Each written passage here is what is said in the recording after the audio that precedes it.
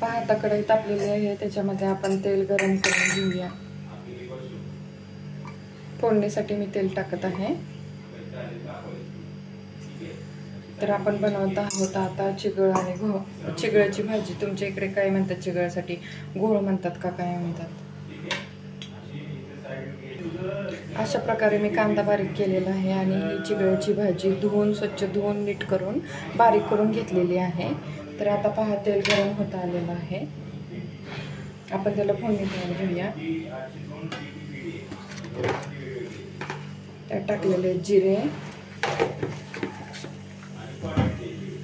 मोहरी,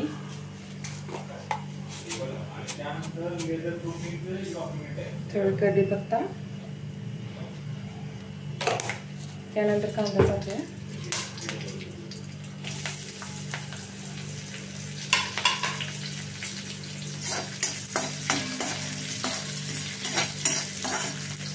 कांदा लालसर झाला की आपण त्यात तिखट ॲड करूया। तुम्हाला चटणी आवडत असेल तर तुम्ही चटणीही टाकू शकता। आणि भाजीमध्ये तुम्हाला डाळ पण आवडत असेल तर तुम्ही डाळ भिजवून टाकू शकता।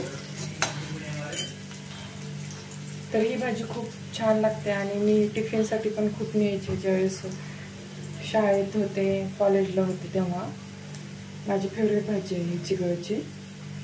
तुमच्या भागात ह्याला काय म्हणतात ते नक्की कमेंट करून सांगा।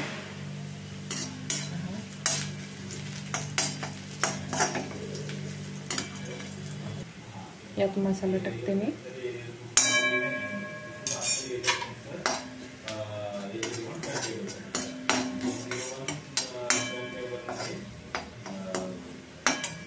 थोडीशी हळद,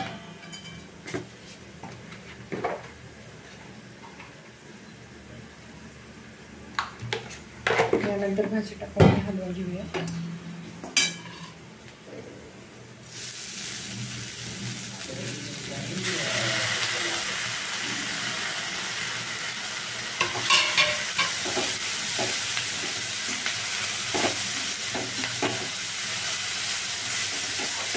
चवीनुसार मीठ टाकूया त्याच्यामध्ये।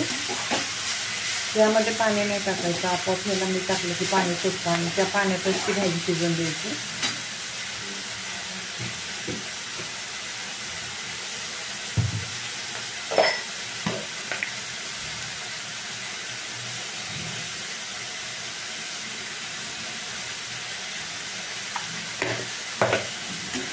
मीठ टाकलं ना ह्याला पाणी सुटतं आणि ही भाजी झाकून ठेवूयात आता एक 5 मिनिटं। आपण 5 मिनिटानंतर हलवायची।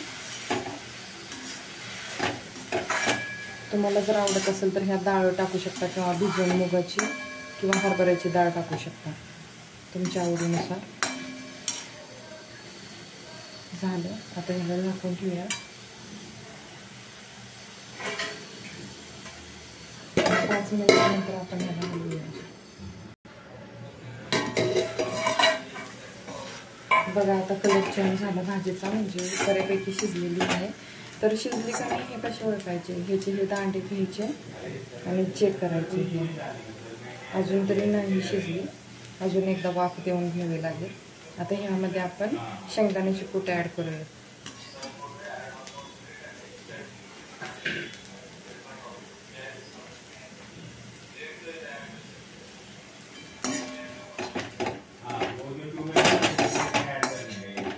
आता अजून ह्याला झाकून ठेवूया।